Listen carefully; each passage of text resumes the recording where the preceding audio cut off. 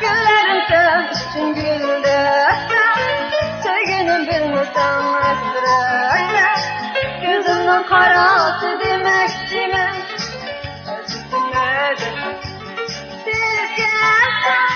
Güllerim sen için güldürse, sevgilim bilmesen estirse, gözümden karası demekçi mi?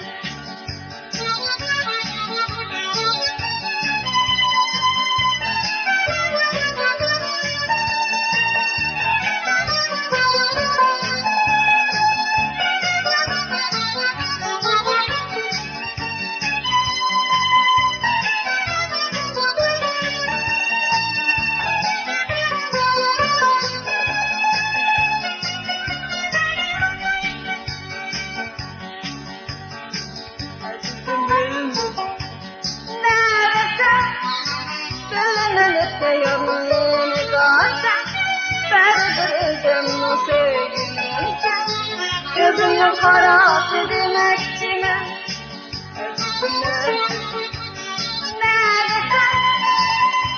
Neredeyse yanımda sen, beridir sevgilimde.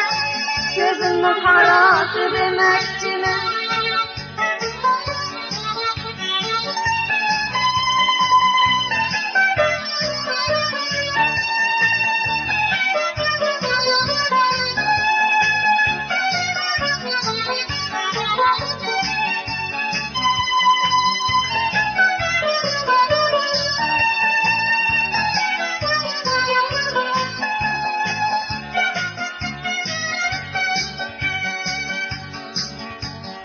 Efendim Tori.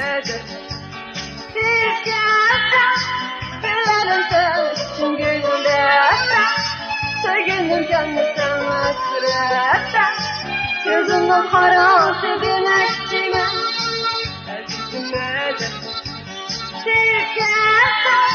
Güllerim sen için güldürse, sevgilim kendisinden estirse, gözümden karası demekçi mi?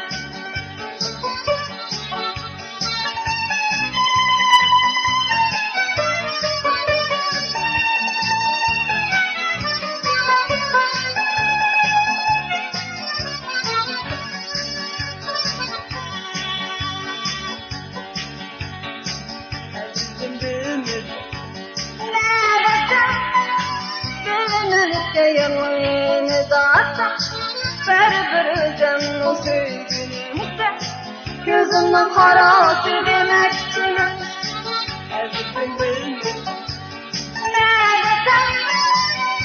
Neredeyse yanını dağıtsa, beri canlı sevgilimse, gözümden karası demekçi mi?